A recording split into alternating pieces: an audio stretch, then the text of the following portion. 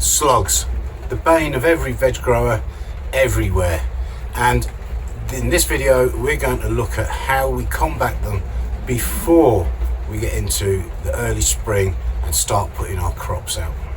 Now, before we go any further, just a word of caution: if you are going to handle slugs, make sure you wash your hands after.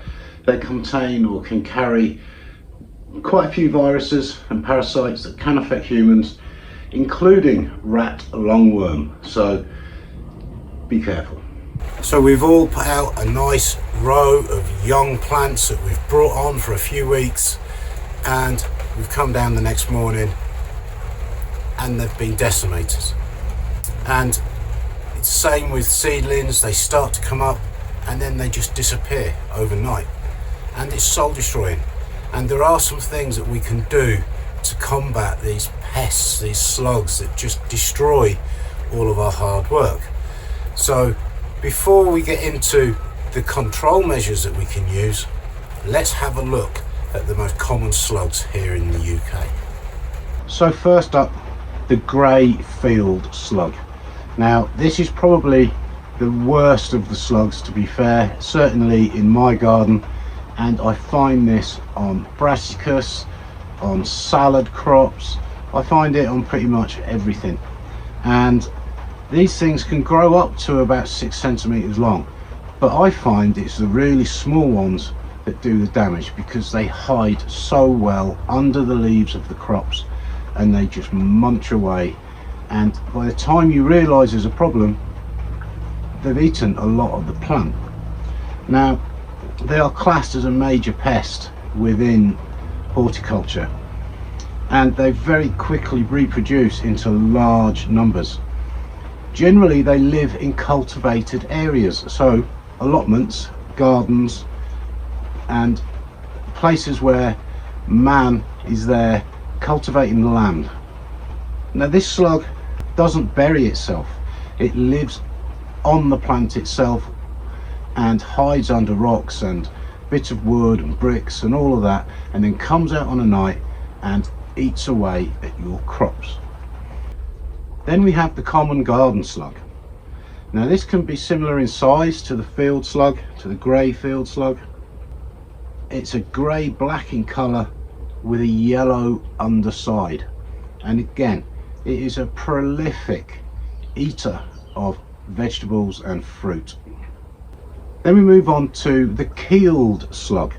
Now, these can grow up to about 7 centimeters, and they are the ones that live under the soil. They're subterranean, so these are the culprits. When you dig up a potato or a carrot and you find that it's been eaten away under the ground, it's more than likely one of these, a keeled slug. And they're the reason why you can have a nice healthy plant and it just dies for no reason, and when you pull it up, all the roots have gone. These things eat roots as well, so they are a pest and they need to be controlled. And then we move on to the black slug. Now, most people will have seen one of these, and these can get really big. They can get up to about 20 centimeters, 8 inches in length. They're jet black with a grey underside, and they're actually omnivores. They will eat anything. They will eat decaying matter, they will eat fresh growing crops, they will eat fruit, they will eat worms, and they will even eat carrion and feces. So these things are the dustbins of the slug world and will eat anything that they come across. And then we have the orange slug, or the Spanish slug. Now, I've had these in a previous garden and I can vouch from first-hand experience how destructive these things can be, and they get pretty big. They get up to about 15 centimeters and they devastate anything. They will eat anything, beans, lettuce, brassicas. They just get on there and they will eat away, and because they're such a big slug, they eat a lot and they seem to multiply very, very quickly. And then we move on to the leopard slug, or the tiger slug as some people call it. Now this is actually part of the keeled slug family, but it is a friend to the veg grower because this slug eats other slugs and their eggs, and it gets up to about 20 centimeters in length, 8 inches. And as well as eating other slugs and their eggs, it will eat snails and their eggs. It will eat small worms and things like that. And it attacks and eats the Spanish slug, the orange slug. So if you see one of these guys in your garden, in your allotment, in your compost bin, etc., don't kill it. Put it somewhere safe. Put it where there's some other slugs for it to eat. These are the gardener's friend. So now let's have a look at the ways that we can combat these slugs and some control measures that we can put in place. Well, the first one is keep your garden tidy. Keep your pathways clear of vegetation and dirt and things that the slugs can either feed off or live in.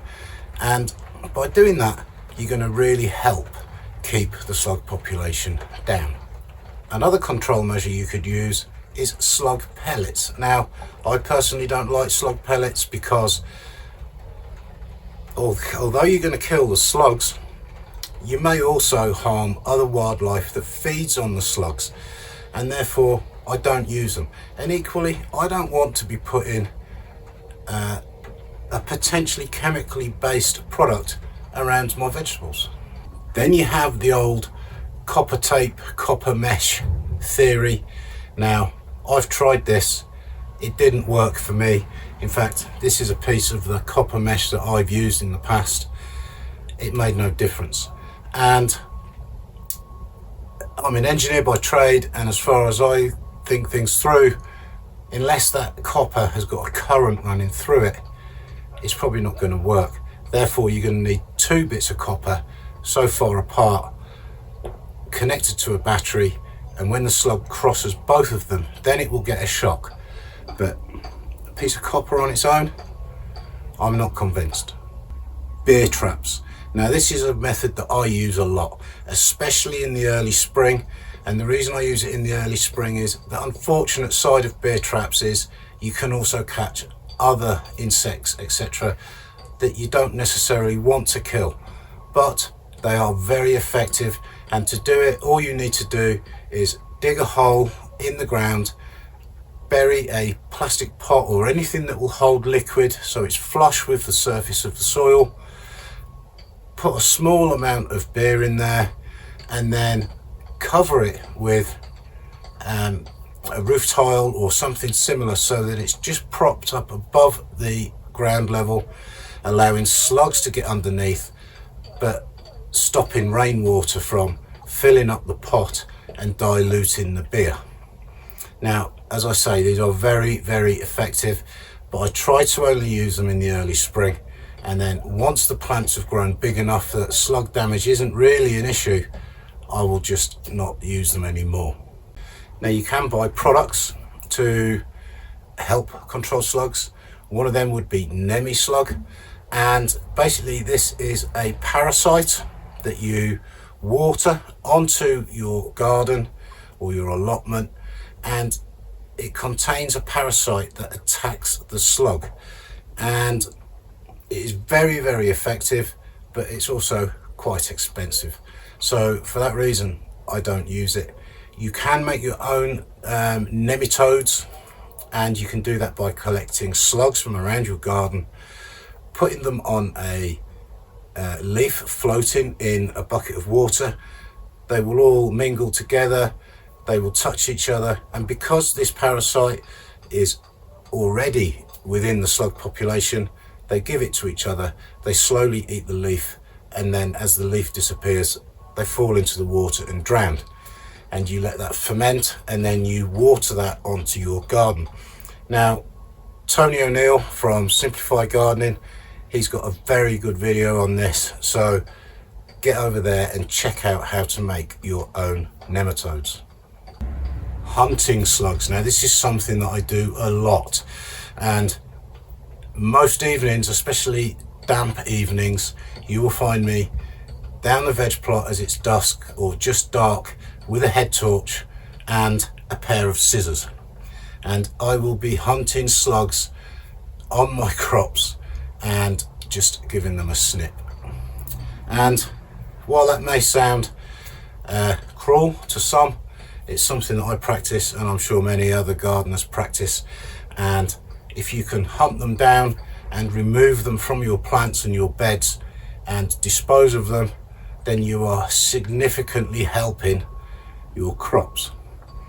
Now, just collecting them and throwing them over the fence isn't really going to help. They're going to multiply and they're going to come back.